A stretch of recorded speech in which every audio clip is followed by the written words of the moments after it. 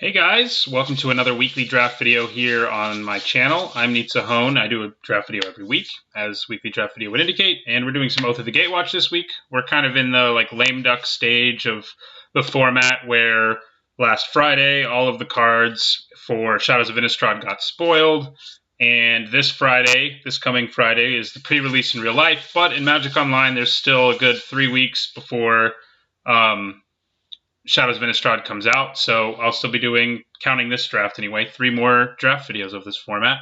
I like this format a lot, so I don't really mind that. Sometimes by the end of formats, I'm a little bored with them, but this one's dynamic and interesting enough that I think it'll be fun to do a few more drafts. Anyway, I will be back with you guys when we open the first pack. All right, so we open an Eldrazi Mimic. I don't think he's worth a whole lot these days. Let's look real quick though. But he was for a while there, right after Pro Tour Battle or Oath of the Gatewatch, I guess. Nope, he is no longer worth much. So that leaves us. This is a pretty strong pack in general. Lots of cards I've first picked numerous times in the format, namely Embodiment of Fury, Isolation Zone, and Scion Summoner. I think I've probably also first picked a Blinding Drone, but not as often. Embodiment of Fury is a very strong card, one of the best uncommons in the set, and Scion Summoner is also pretty good, but Isolation Zone is excellent. The one downside you do have about Isolation Zone, of course, is that it's double white. So, if we end up not actually playing white, we're in kind of a weird situation where we won't get to play our Isolation Zone. But I'm going to take it anyway. I think it's, that good. I mean, yeah, I could splash Embodiment or Scion Summoner, but Isolation Zone, kills anything, and that's kind of important. So I will snag that as my first pick. The size of my cards is different than it used to be for some reason. Either that or I'm hallucinating. Okay. All right. Well, we went from a pretty strong pack to a really underwhelming one. Zendikar Resurgent, if you've watched my draft videos, there was at least 1 week where I actually lost to a deck that managed to cast it twice and use it super effectively, and that was frightening. But I don't really want to be second picking it even after experiencing that. The Empire Envoy is good, and Scion Summoner is good. The other cards in this pack are either filler or a little less than that, so I don't really see a point in talking about the rest. Green-White is a better... Well, Black-White's a pretty good deck, actually. I think I just enjoy the Green-White deck more. But I did just pass another Scion Summoner, and that's worth remembering, but I think I'm going to pick this one up over the Vampire Envoy. Yeah, that's where I'll go. All right, well, hitting a Relief Captain there is exactly what you want to do after you pick up a Scion Summoner in an Isolation Zone, and that is definitely what I'll take over a Reality Hemorrhage, which is worth thinking about, but in a world where I already have an Isolation Zone, and probably in most worlds, I think the Relief Captain is the correct pick and is what I'll be taking here. Okay, so here we could take Searing Light, but it's kind of underwhelming. I mean, it is a decent removal spell. It does deal with an okay number of creatures, and if there weren't other playables in this pack, I'd think about it. But I do have Netcaster Spider here and Tranquil Expanse, both of which I'd be okay with. Even Stoneforge Acolyte, if you get enough support, actually is better, than I ever thought it would be, because sometimes when you're supporting, you really just want to curve out. But I think I'd probably just take the Netcaster Spider here over the Expanse. And Gorger's even playable too, I just don't love it. And over the Searing Light. Okay, well, there's a Birthing Hulk, which I'm pretty happy to see. Baloth Null is also pretty nice, but I don't see what reason to go into a third color right now when there's a Birthing Hulk here who's also quite good. So yeah, that's who I'll take out of this pack. There's another Searing Light. It is kind of, green's clearly somewhat open, but white doesn't look amazingly open, although, we did get a third pick Relief Captain, and it should be a pretty decent indicator. Okay, well, getting a McKinney Arrow Knight is good. Getting a second Scion Summoner is even better, though, for me, I think. So yeah, green and white both looking open, so it looks like we're in pretty good shape on our color choices so far. So now I'll take a Scion Summoner. All right, well, now we're sort of getting nothing. I could take a Hedron Crawler. It's better when you have Birthing Hulk going on. I could also just take a Crumbling Vestige. which could sort of help smooth out the double white thing I have going on. It could also potentially help me splash. And it's a colorless source for my Birthing Hulk, who will already have colorless sources in the form of Eldrazi Scions. But Hedron Crawler is also not terrible with Relief Captain. I mean, you can support onto it if you have to, although it's, not ideal, but, a 1-2 is better than an 0-1. I think I'm going to go with the Hedron Crawler here. We may end up with more reasons to want colorless as well. All right. Well, Pulse of Marasa is better in a deck where you have creatures like Relief Captain and Birthing Hulk who are like really good and have enter the battlefield abilities.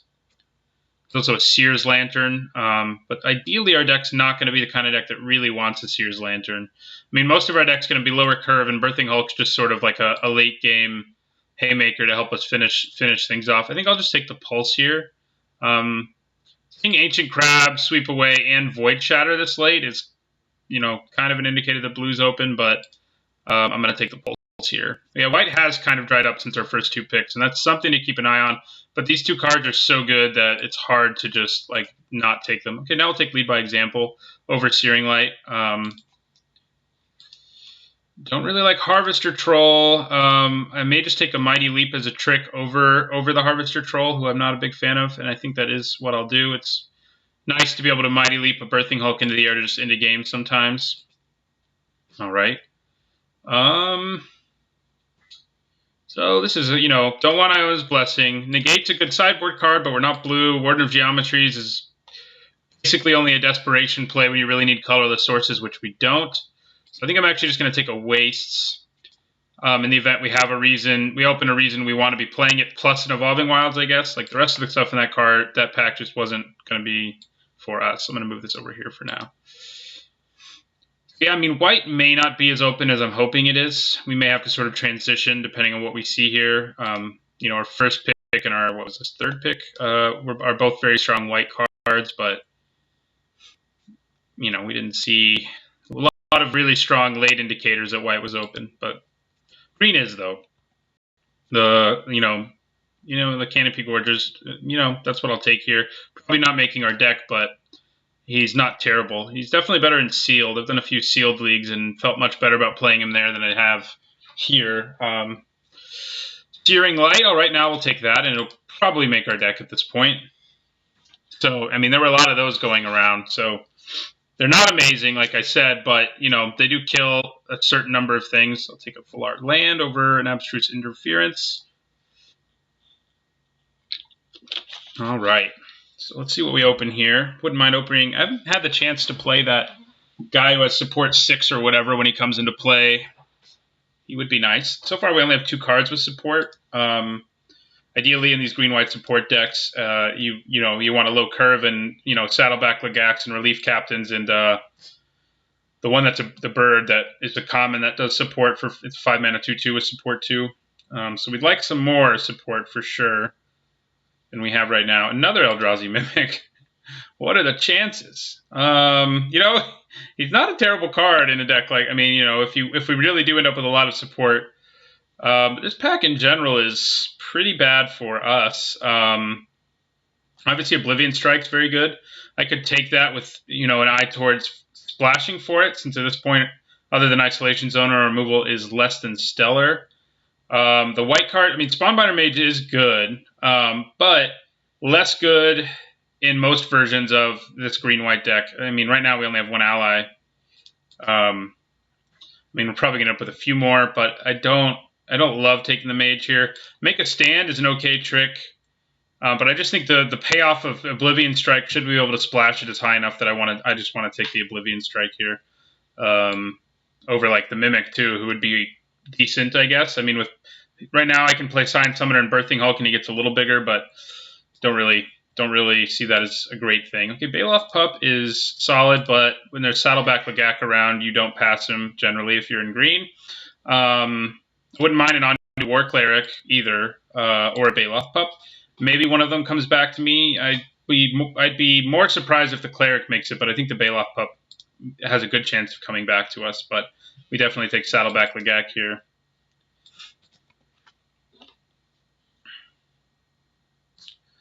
Okay, well, there's an Ondu War Cleric and a 3rd Scion Summoner. Ooh, I do like that card, but Do I like it? Now that we have 3 cards with support, do I like it more? I mean, granted, Scion Summoner does make you go wide, but it's not a 2-drop. But I guess more 3-drops that put 2 1/1s into play when you have 2 4-drops with support is also pretty good.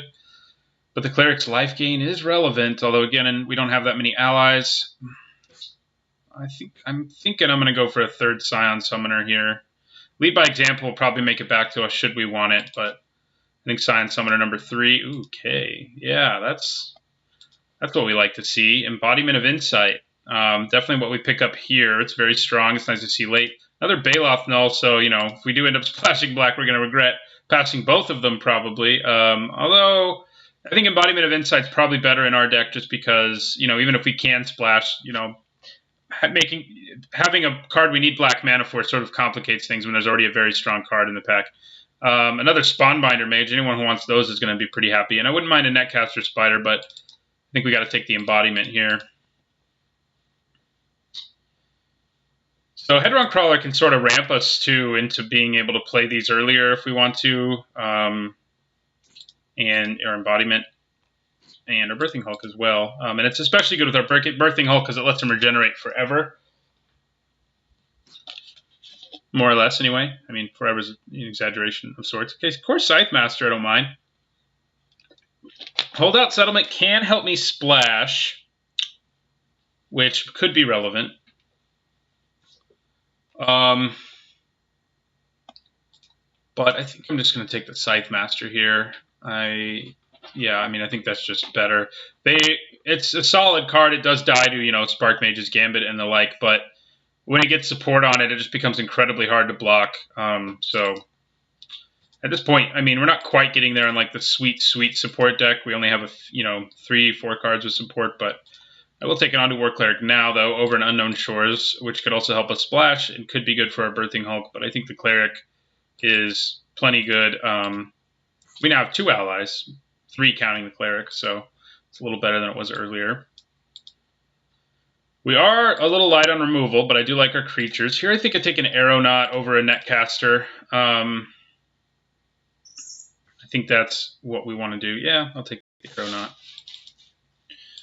Another 2-drop with, 3 cards with support seems good, although we may not even end up playing Lead by Example. It's kind of weird we haven't seen the white common bird who gives +2/+1/+1 counters, but that's how it is. And white's not, I mean, it's pretty open when you're seeing Ondu War Cleric that late, but it's possible that none of that card were open. Okay, well, here's sort of, is it shoulder to shoulder or Lead by Example?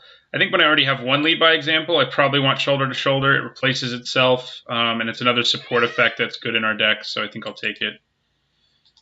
All right, well, Make a Stand made it back to us. I will get it for at least my sideboard. We can go pretty wide already, with the 3 Scion Summoners and stuff, so it's not terrible in those situations, but it's also not great. So, yeah, I mean, we've definitely got a lot of playables just, where we already are in this pack. Too bad you're not black and another color. So I think I'm just going to take the rare here. None of these cards are things I want to play. Oath of Jace is a card that I think stands to get better in the new standard, so it could actually be worth something in the nearest future. Here I think we just take a Pulse for our sideboard, which we already have one of, but a second one.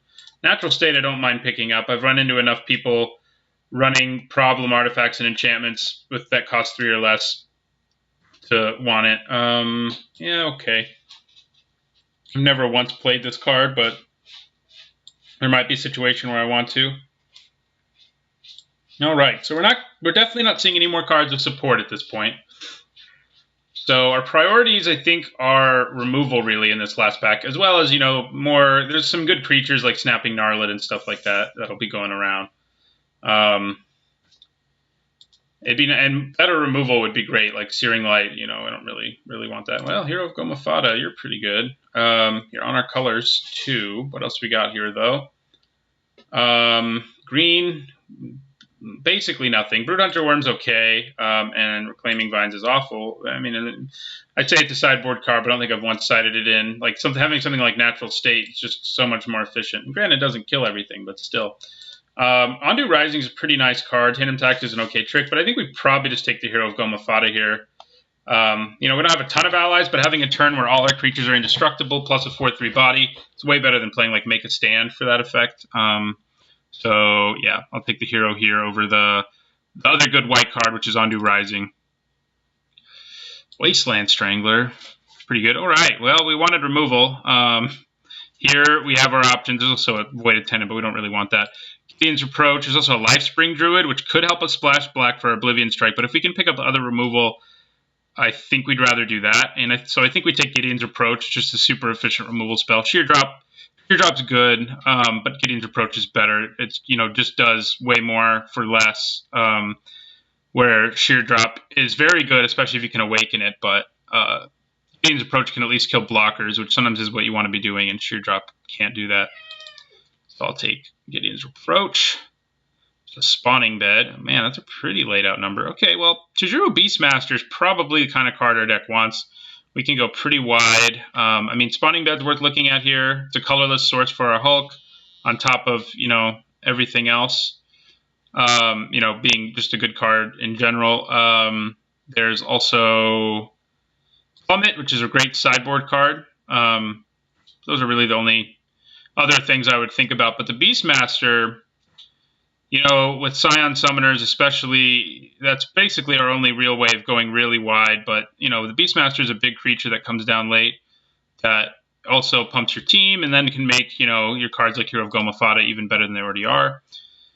But Spawning Bed is tempting here just because it's so good, but I think I go for the Beastmaster. It also helps us go wide, potentially. But I'll go for the Beastmaster here. Ooh, yeah. This is hard, though. I have Royal's Retribution, too, and our deck needs removal pretty badly. But Tajuru Warcaller is just so good. I don't know if I can say no to it. Just don't know that I can. We don't have a ton of 2-drops, early, but when our Scion Summoners come with an extra body, that just makes a card like Tajuru Warcaller so appealing. And then we have another card with Rally right here, but man, I do like Royal's Retribution more than most. Most people think it's a little clunky. It is a little clunky, but it's still pretty good. But I think I take the Warcaller over it. It's even better, I think, and our deck seems like it'll be solid in our deck. Another Gideon's Approach is great. We need more removal. The Stonehaven Medic's a little tempting because we do need 2-drops, but definitely taking the Gideon's Approach. So here we have Core Castigator or Sheer Drop. So in terms of removal, we have the 2 Reproaches in an Isolation Zone. We have a couple tricks that may or may not make our deck in the end. And Core Castigator is a good 2-drop, and in terms of creatures that are 2-drops, we only have 3 at this point, and our deck kind of does want more of those. Castigator is not the greatest creature to put support on because he still dies to like most blockers when he's a 4/2, but he's still pretty nice if you can do it early. Sheer Drop, Core Castigator. Territorial Baloth's fine too, but I think I'm going to take the Castigator here. Sheer Drop, just especially if our deck going to be an aggressive one, you just don't get a chance to sheer drop things all that often. So right here, we'll just take a Brood Hunter Worm. Probably won't make our deck, but could, and there might be a certain matchup where it seems like a solid sideboard card. So I like the look of our deck. Green and white definitely seem to be fairly open.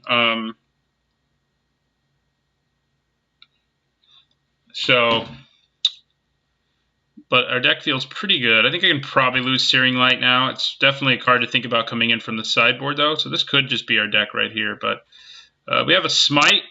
Oh, we also have a Grove Tender Druids. Yeah, that seems pretty good.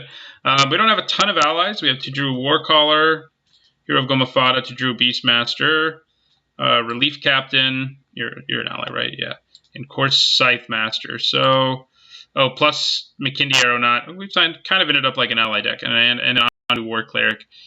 There's also Cliffside Lookout, who's good when you have support, who's also just good when in the late game it gets to be a lot better, and when you can go wide. There's also a Smite, which I think is okay, but I think I'm just going to take the Cliffside Lookout. The Grove Tender is tempting, but I don't know that our deck's going to have enough allies to really make that a good payoff. And it's not, it's good, but it's not like an amazing... It's one of the weaker of the gold cards that are in this set. So we can take a trick that I think is actually better than Mighty Leap, basically, because you can end up with, getting a 2-for-1 with Tandem Tactics way more, you're never going to do that really with Mighty Leap.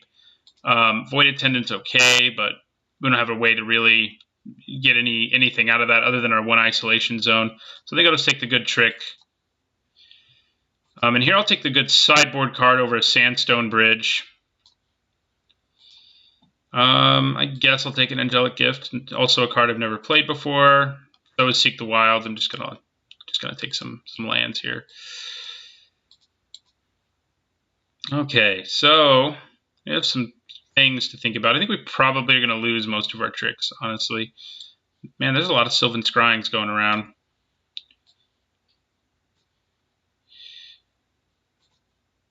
But I like the look of our deck. I mean, green and white were certainly open. And that worked to our advantage, getting things like to Drew Warcaller fairly late and Embodiment of Insight. So I like Shoulder to Shoulder more than I like Lead by Example, so that's another place where I might cut something. Hedron Crawler, I think, looks pretty solid in a world where we have 3 5s and 2 6s. I mean, it can even make us play Isolation Zone on turn 3 if we want to. And it works well with our Birthing Hulk. And like I said earlier, sometimes you just don't have enough creatures for support, and Hedron Crawler gives you another one who does, in fact, get larger. So, yeah, the question is, we don't want this Angelic Gift. I didn't realize that got put in here. So, we really only have 1 card that we want to cut here. My card sizes are all changed on me, and I don't know why. But let's see. We want that. This is kind of hard. Let's group creatures separately. So, I think Lead by Example is probably going to be better in our deck than Tandem Tactics is. So I think we lose the Tactics, and I think that's basically our deck. We do have 3 good removal spells, and 1 trick. That's the one area I think our deck is a little weak, though, is removal. Which is funny when you pick up a first pick Isolation Zone, you feel like things are going pretty well. But yeah, now we have tons of 2-drops, which I like. Let's sort by color. Yeah, so we do have 1 double green and 2 double whites, and we didn't pick up any way to really help us with that situation. But